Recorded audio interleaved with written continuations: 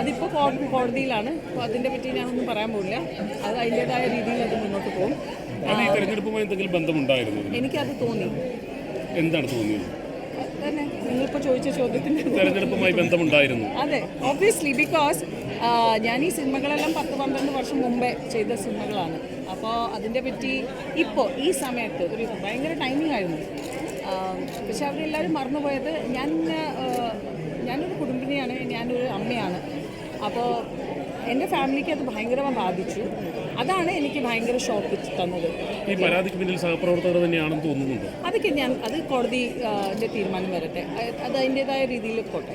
I won't say that. അല്ല, ഈ പരാതി കൊടുത്ത ആൾക്ക് സിനിമയുമായി യാതൊരുവിധ ബന്ധമില്ലാത്ത ഒരാളാണ്. അതാണ് ഞാൻ ചോദിച്ചത്. സഹപ്രവർത്തകർ എനിക്കും അത്ര ഷോക്ക്. എനിക്ക് ആ ആൾ ഇന്നുവരെ കോൺടാക്ട് ചെയ്തിട്ടില്ല. എനിക്ക് ഇയാളെ അറിയില്ല, ഒന്നും അറിയില്ല. സോ മൂപ്പര് എന്താ പറയുന്നത് എനിക്ക് മനസ്സിലാവില്ല. ഏത് രീതിയിൽ എന്ത് അടിസ്ഥാനത്തിലാണ് മൂപ്പര് ഈ കേസ് കൊടുത്തത്, ഏത് രീതിയിലാണ് ഇത് മജിസ്ട്രേറ്റ് FIR ഇടാൻ പറഞ്ഞത്, അതൊന്നും എനിക്കറിയില്ല. ഇതിൽ മാത്രമല്ല, സേത അഭിനയിച്ച ചിത്രങ്ങളായിരുന്നു ഇതിൽ കൂടുതലായിട്ട് കാണിച്ചത്. അതായത് സേതയെ സൂക്ഷ്മമായി നിരീക്ഷിക്കുന്ന സഹപ്രവർത്തകർക്ക് മാത്രം പറ്റുന്ന ഒരു കാര്യമാണ്. പുറത്തുനിന്ന് ഒരാൾക്ക് പെട്ടെന്ന് സാധ്യമാണെന്ന് തോന്നുന്നില്ല. അങ്ങനെ എപ്പോഴെങ്കിലും തോന്നിയിരുന്നു? അതിനെപ്പറ്റി ഇപ്പോൾ ഒന്നും പറയാനില്ല. എൻ്റെ ഉള്ളിൽ വാക്കുകളിടല്ലേ. പറയാനുള്ള പറഞ്ഞോളൂ.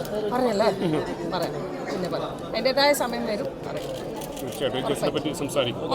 മുന്നോട്ടുള്ള കാര്യങ്ങൾ ആദ്യത്തെ അജണ്ട എന്താണ് ഈ ഒരു സ്ഥാനത്ത് നിന്നിട്ടുള്ളത്? ജസ്റ്റ് ഇപ്പോൾ 5-7 മിനിറ്റ് ആയിട്ടുള്ളൂ. എങ്ങനെ എജൻഡ? നമ്മൾ അങ്ങനെ യുദ്ധത്തിനൊന്നും പോകാൻ പോകുന്നില്ലല്ലോ. എജൻഡ എന്ന് പറഞ്ഞാൽ നമുക്ക് എങ്ങനെ എല്ലാ കാര്യങ്ങളും സോൾവ് ആയിട്ട് മുന്നോട്ട് പോവുക, അത്രയേ ഉള്ളൂ. ആര് വന്നാലും ഇതിലിപ്പോൾ ദേവൻ അങ്കിൾ വന്നിട്ടുണ്ടെങ്കിൽ ദേവൻ അങ്കിൾ തന്നെയാണ് പറയുക.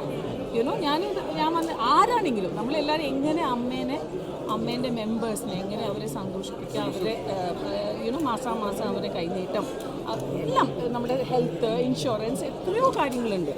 സത്യം പറഞ്ഞാൽ it's a kind of a big charity. അപ്പോൾ ഒരു ചാരിറ്റി ചെയ്യുക എന്ന് പറഞ്ഞാൽ അതിന് വലിയ ഡ്യൂട്ടിയാണ്.